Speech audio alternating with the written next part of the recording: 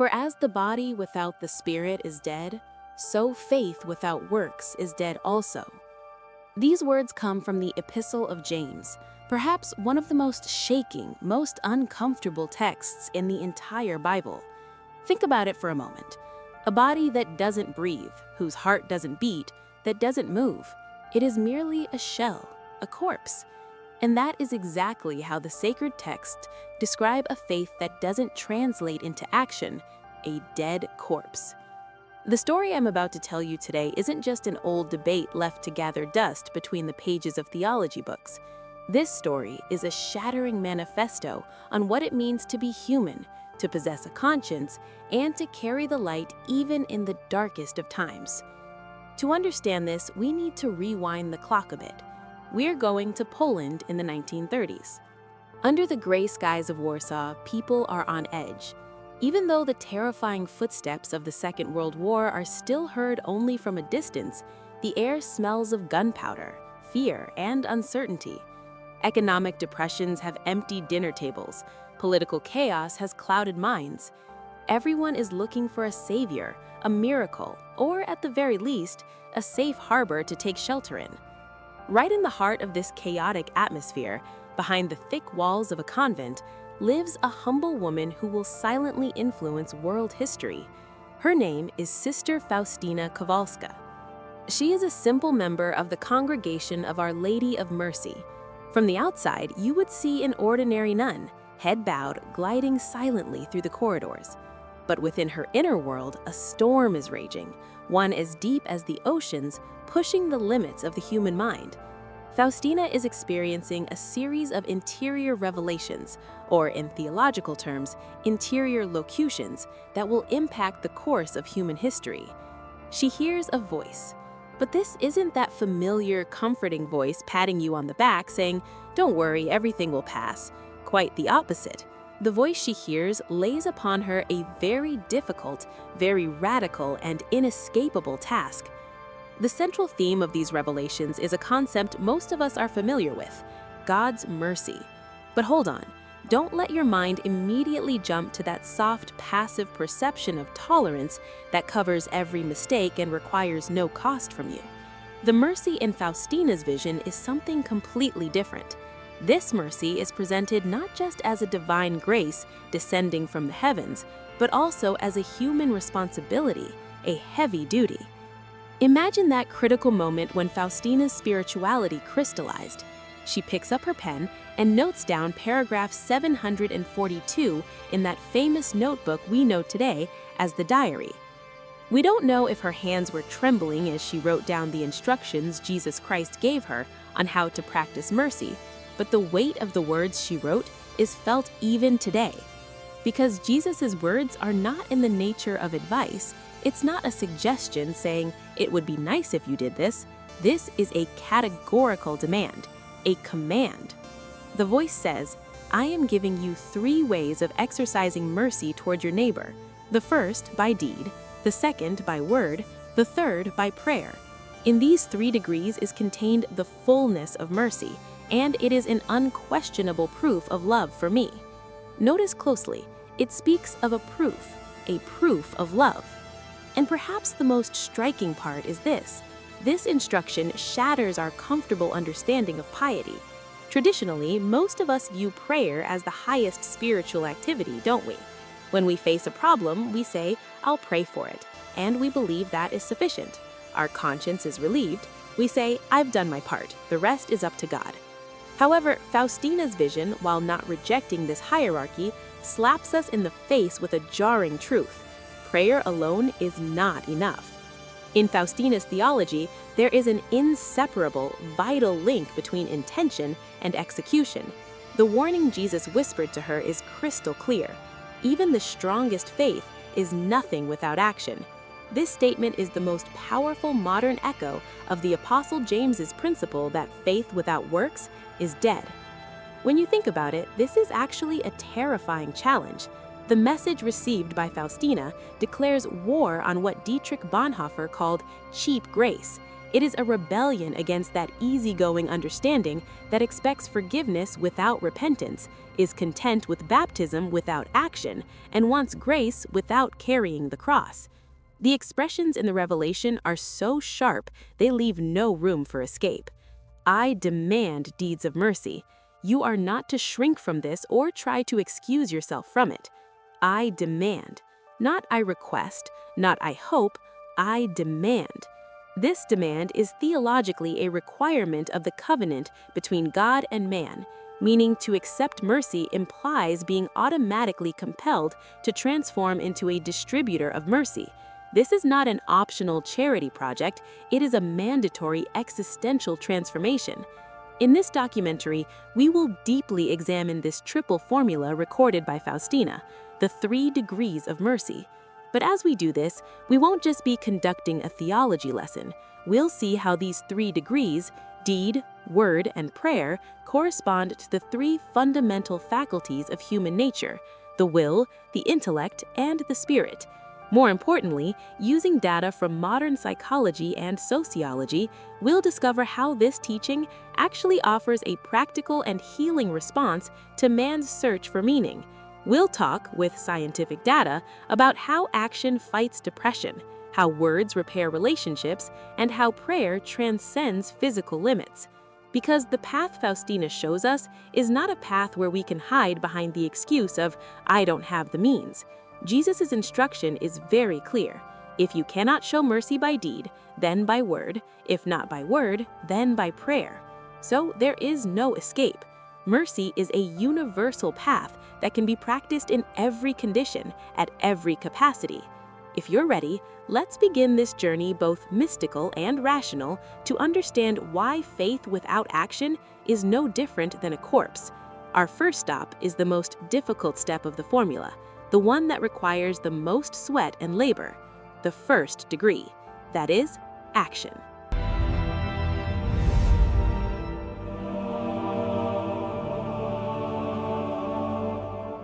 Let's step back into the dim light of Faustina's cell. While the world outside is gearing up for war, inside, a nun's pen moves rapidly across the paper.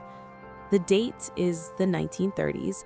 Faustina is etching paragraph 742 into that spiritual roadmap she calls her diary.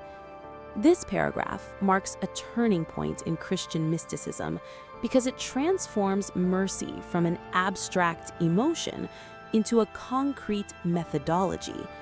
Remember, I just mentioned that Jesus gave her 3 ways: deed, word, and prayer. But we need to pause right here and look carefully at the tone of the language used, at its sheer sharpness.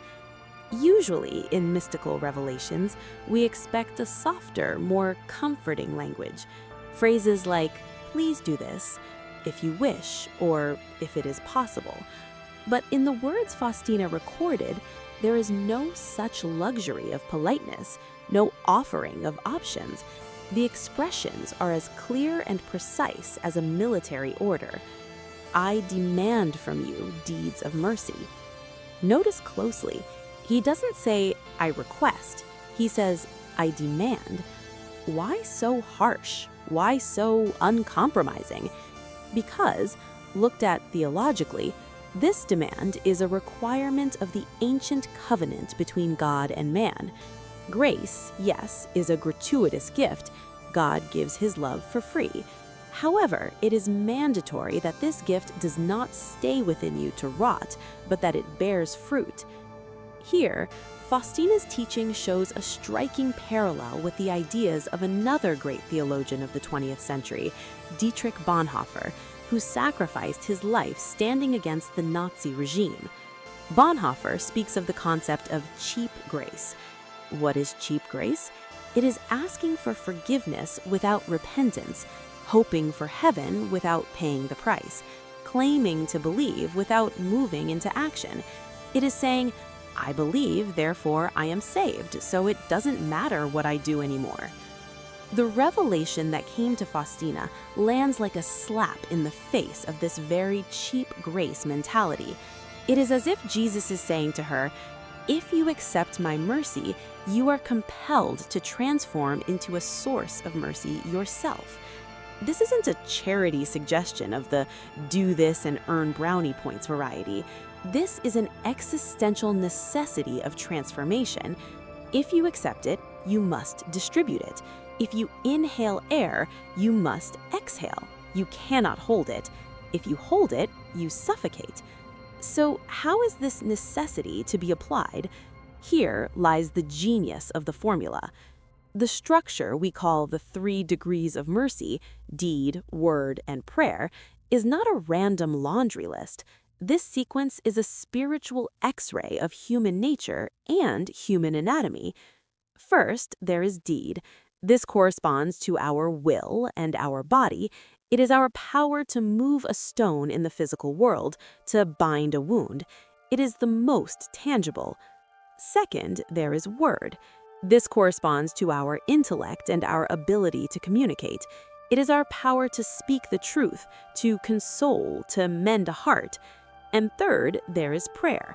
This corresponds to our spirit. It is our power to access the metaphysical realm and unite with the divine. Faustina's vision shows us this. These 3 are a whole. They are like a 3-legged stool. If one leg is missing, the structure collapses. Think about it. What is prayer without action? Just praying and doing absolutely nothing? That is spiritual escapism. It is detaching from reality. And what is action without prayer? A social activism devoid of spiritual depth, consisting only of rushing around. This consumes a person in no time, dragging them into burnout. Faustina's formula defends precisely this dynamic balance. It demands that a human being exists fully, with their body, their mind, and their soul. And now, we come to the most crucial point of this chapter. You know those famous excuses we take shelter behind to relieve our conscience? I don't have time, I don't have money, I'm not strong enough.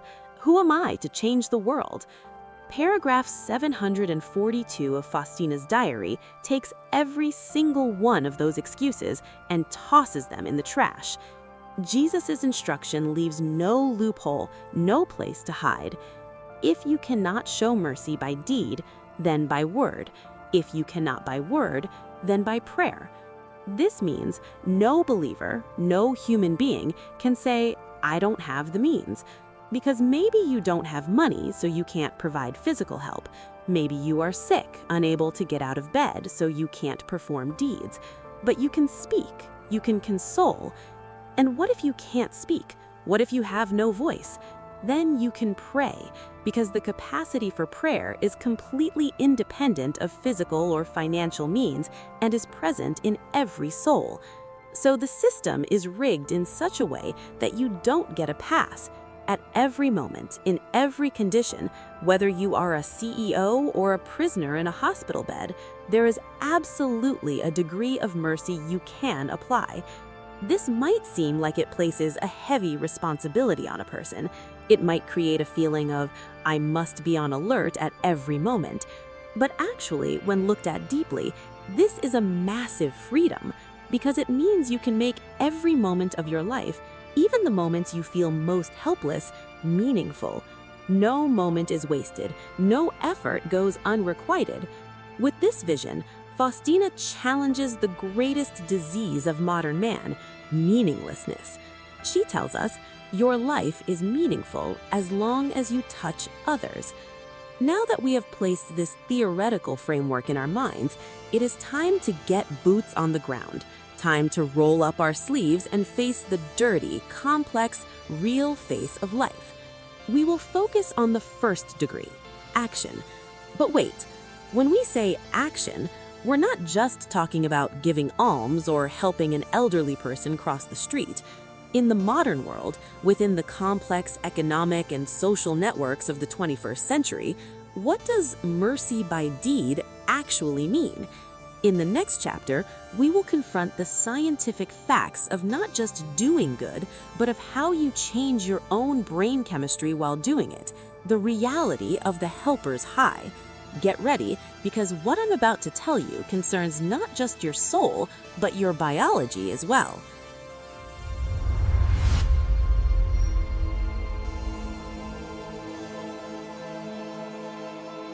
Now take a deep breath. We are stepping out of the dusty air of theological debates and ancient parchments and stepping into today's world, the world of asphalt, concrete, noise, and digital screens. Because Faustina's formula is not merely a prayer echoing within monastery walls. It is an action plan that must be applied in the very center of life, amidst blood and sweat. What was the first item in the formula? Action. You recall that famous Roman saying, acta non verba, meaning deeds, not words. This principle lies at the heart of the Christian faith as well. In theology, this is called the incarnation. That is, God did not remain merely a word or logos, but took on flesh and bone, becoming human. If even the Creator took on a tangible body to show his love, how can our mercy remain only in good intentions? It cannot. Mercy, too, must take on flesh and bone. In Faustina's vision, action is characterized as the unquestionable proof of love. Proof, like evidence presented in a court of law. If you have no evidence, your case is dismissed. If you have no action, your love goes no further than a mere claim. So how do we gather this evidence in the 21st century? Maybe things were simpler in the old days. When told to feed the hungry, you would give a bowl of soup to the beggar at your door. But today, the world is far more complex. Today, hunger is not just a lack of bread, it is a problem of justice and distribution. In the modern world, feeding the hungry might mean not being wasteful when grocery shopping. It means knowing that every bite you throw in the trash is the right of a child on the other side of the world. Clothe the naked is not just throwing your old sweater into a donation bin. It is questioning the conditions under which that cheap t-shirt you bought was produced. It is asking, did the worker who sewed this garment receive a fair wage, or are they a modern slave? This is the mercy of the modern age, an ethical stance that protects human dignity. And do you know what the most fascinating part is? When you help someone else, you're actually doing the greatest favor to yourself. This isn't just a metaphor, it's a biological fact. Modern psychology proves with brain scans today what Faustina defined as spiritual healing a century ago. Scientists call this the helper's high. When you help someone without expecting anything in return, your brain releases dopamine and endorphins, just like when you eat chocolate or exercise. But this pleasure is more lasting. Research shows that people who volunteer and touch the lives of others have a reduced risk of depression and feel more competent and purposeful. So Faustina's words, "I demand mercy," are actually not just a moral command, they are also a protective prescription safeguarding our mental health. When a human being steps out of themselves and turns toward another, self-transcendence, they escape the narcissism and despair that are the plagues of our age. The moment you forget yourself is actually the moment you find yourself. Now let's move to the second degree of the formula, word. Jesus' instruction is clear. The second, by word. Most of us underestimate words. We say words fly away, writing remains. Yet the philosophy of linguistics tells us the exact opposite. A word is an action, speech act theory. A sentence of "I love you" can start a life. A sentence of "I hate you" can darken a lifetime. Words wound, words kill, words resurrect. Faustina says, if you cannot do something physical, show mercy with your words. So in the digital age, in this world where everyone turns into a judge behind a keyboard, what does mercy by word mean? Think about that lynch mob campaign falling onto your feed on Twitter, X, that moment when everyone attacks someone in unison. To stop right there and say, maybe there's something we don't know, is mercy. Not getting caught up in the allure of fake news, slander, or gossip, and choosing not to press that share button is mercy. Standing against digital bullying, sending a tiny direct message to a victim saying, "You are not alone," this is the very mercy by word Faustina spoke of. And the peak point of verbal mercy? Those two words that are the hardest to say, but the most powerful in effect: "I forgive you." Modern man views forgiveness as weakness, as defeat. We say, "Should the person who did this to me get away with it?" But science steps in again and surprises us. Not forgiving, holding a grudge, is actually like drinking poison yourself and waiting for the other person to die. Research shows that chronic anger and hatred cause stress hormones, namely cortisol, to skyrocket in the body. Your immune system crashes, your heart grows weary. However, the moment you say, "I forgive," you are not just setting the other person free, you are primarily liberating yourself from that prison of hatred. Your blood pressure drops, your sleep improves. In Faustina's teaching, while a person frees others from guilt and shame with their words, they are actually healing their own soul as well. The power of words is like nuclear energy. You can use it to destroy, or you can use it to light up the world. Faustina commands us to use this energy to build and repair. Warning with a cultured and gentle tongue, educating the ignorant without humiliating them, whispering hope to the sorrowful. These are spiritual works of mercy that money cannot buy, but whose effects last for generations. But what if there is nothing you can do? What if you have no physical strength? What if your voice reaches no one? What if your loved ones, those you want to help, are miles away? Or even, what if they are no longer alive? That is when we move to the place where laws of physics end and metaphysical rules begin, to that mysterious power that reaches beyond walls, borders, and time, to prayer. In the next chapter, we'll talk about how prayer is actually a job, a labor, and discuss its scientifically non-local effects. Get ready, because now we are diving into the world of the unseen.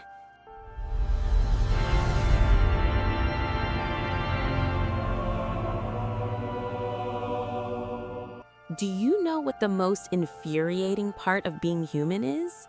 It is our finiteness, our limitation. We can only be in one place at a time. Right now, I am here, I'm with you. But at the same time, I cannot be beside a mother waiting helplessly in the middle of a war zone. We simply can't. Our voices don't carry beyond a certain decibel. Our arms don't stretch beyond a certain distance. This is exactly where that feeling of helplessness begins. There is nothing I can do.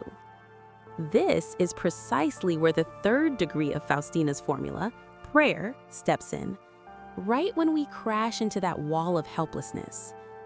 Jesus' instruction goes like this: the third, by prayer. When Faustina defines this degree in her diary, she makes a statement that would make modern physics jealous. Prayer reaches where I cannot reach physically. Let's unpack this a bit. This is the non-local nature of prayer, meaning prayer does not get stuck at geographical borders, passport controls, visa jerks, or concrete walls. According to Faustina, prayer doesn't just cross continents, it crosses even that boundary we think is impassable, the line between life and death. Prayers offered for souls in purgatory are a mercy operation that transcends time and space. However, we need to correct a massive misunderstanding here. In the modern secular world, prayer is often viewed as a passive wish, a mere sentiment. Saying, "My thoughts and prayers are with you," is sometimes perceived as a polite way of saying, "There is absolutely nothing I can do for you, so I'm just wishing you luck." Yet, in Faustina's theology, prayer is never a passive act. On the contrary, prayer is intense mental and spiritual labor. It is work, opus.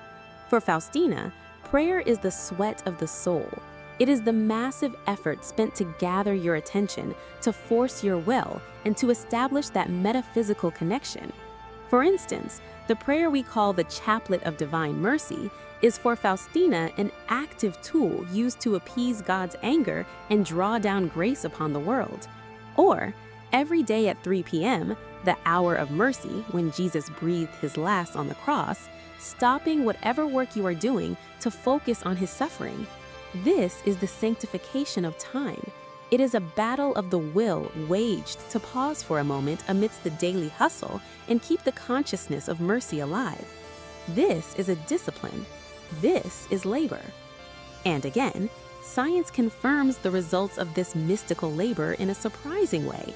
Research on prayer documents the transformative power it has on the prayer agent, the practitioner. What happens when a person starts praying, especially for a spouse with whom they are in conflict or for an enemy? Scientific data shows that this action facilitates relational healing. It has been observed that individuals who pray for their spouses become more forgiving in their relationships, their anger decreases, and their marital satisfaction increases. Why? Because prayer pulls you out of the center of your own ego and forces you to desire the good of the other. It becomes nearly impossible to continue hating your enemy while you are praying for them. Prayer is the most powerful coping mechanism placed in our hands in the face of chaos we cannot control. It reduces anxiety, increases hope, and reminds us that control lies with a power greater than ourselves. Now, let's look at the big picture and return to that first question, that hook where our story began. For as the body without the spirit is dead, so faith without works is dead also. James 2:26. For centuries, theologians have debated whether there is a contradiction between this statement of the Apostle James and St. Paul's teaching of justification by faith. Is believing enough, or is it necessary to work, to perform deeds? Faustina's 3 degrees of mercy ends this debate with a modern synthesis, a magnificent finale. The revelation she received is crystal clear. Even the strongest faith is nothing without action. According to Faustina, faith and action are not 2 concepts at war with each other. They are like 2 sides of the same coin. Faith is the door that opens to receive mercy. It is trust in God. Works, or action, are the outward expression of the mercy received through that door. If your faith does not transform into action, that faith is dead. Why? Because it lacks love. Jesus used a critical word when explaining the importance of these 3 degrees to Faustina: proof. It is an unquestionable proof of love for me. Can you see the philosophical depth here? Action is the ontological proof of the existence of faith, meaning saying, "I am a good person," signifies nothing. Doing good is the only proof that the good person exists. Saying, "I believe," is not enough. That faith moving you to action is the only evidence that the faith is alive. When Paul spoke of works of the law, rituals like circumcision, he was arguing for the supremacy of faith. When James spoke of works of love, feeding the hungry, visiting the sick, he was arguing for the necessity of action. Faustina unites the 2. Acts of mercy are not a reward for salvation, but a natural, inevitable, and mandatory consequence of a living faith. Whether you are a Buddhist, a secular humanist, or a Christian, universal ethics unite here. Action aimed at alleviating suffering always takes precedence over the rhetoric of belief. So, what does this grand theological and philosophical truth mean for our small, ordinary lives in the 21st century? How are we going to live these 3 degrees, deed, word, prayer, in corporate offices, on factory floors, in traffic jams, or at family dinners? Can only saints do this, or can you and I do it too? The answer? Yes, we can. In fact, we must. Now we move to the final chapter, the chapter where we don't just listen, but where we mobilize, to the practical fields of application of Faustina's teaching in the modern world. If you're ready, let's begin to live this manifesto.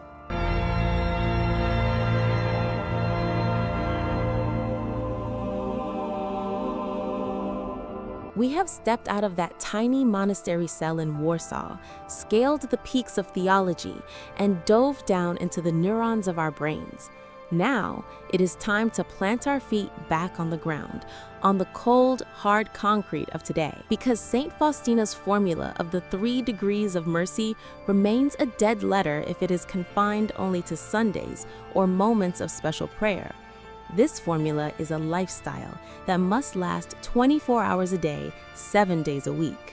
So, amidst the dizzying speed of the 21st century, inside the glass towers of corporate offices, in packed subway cars, or at the kitchen table, how are we going to live out this sainthood? Let's imagine this through 3 different scenes. Scene 1, the business world. That place we usually see as the arena of competition, ambition, and ruthlessness, the jungle where the logic of dog eat dog prevails. But when Faustina's 3 degrees enter here, they can create a revolution. Here, action might be cleaning the office kitchenette when no one is looking, or if you are a manager, paying your employee a fair wage, or silently lightening a colleague's load during a crisis. Word means not throwing fuel onto the fire of water cooler gossip. It is being a voice for someone being bullied, or appreciating a job well done without envy. And prayer, it is being able to take a deep breath right before entering that tense boardroom and saying, "Lord, give me patience and have mercy on those inside." It is wishing well deep down for a stressful boss or a rival who pushes your buttons. Scene 2, the family. Perhaps the place where mercy is tested most severely and harshly, because this is where the masks come off. Here, action is viewing housework not as drudgery, but as a service to the family. It is looking after an elderly parent with patience, or getting up for a crying baby in the middle of the night. Word is making those magic words routine. I am sorry and I forgive you. It is approaching children not with critical, judgmental language, but with encouraging, restorative language. And prayer is making a spiritual investment in your children, not just for their academic success, but for their spiritual integrity. Scene 3, society and politics, that minefield where polarization turns us into enemies. Here, Faustina's vision transforms into a politics of mercy. It is defending justice that includes not just your own group or party, but also the other, the refugee, the downtrodden. It is being able to sustain civil dialogue in a political debate by listening to the person across from you without insulting them, by showing mercy by word.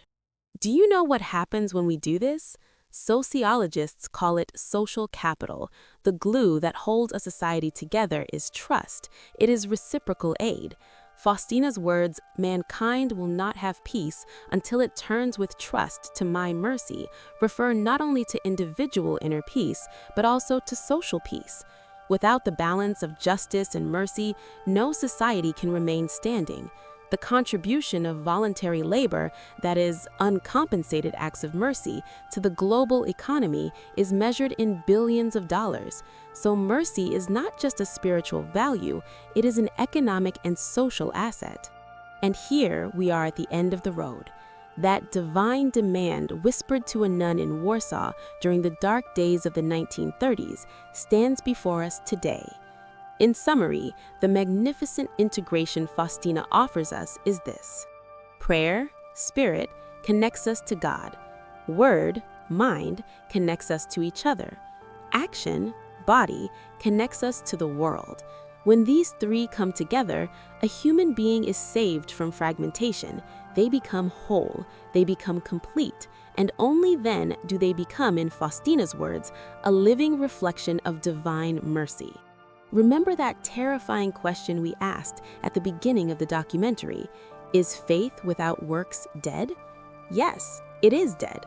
The modern translation of Jesus' warning is this: if spirituality does not transform your character, if it does not make you a kinder, more giving, more self-sacrificing person, then that spirituality is nothing but a narcissistic illusion.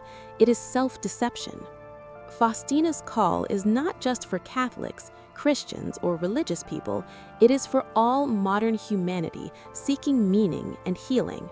So when you close this video and return to your life, Ask yourself this question: which degree of mercy will I choose today? Will I take someone's burden with my hands? Action.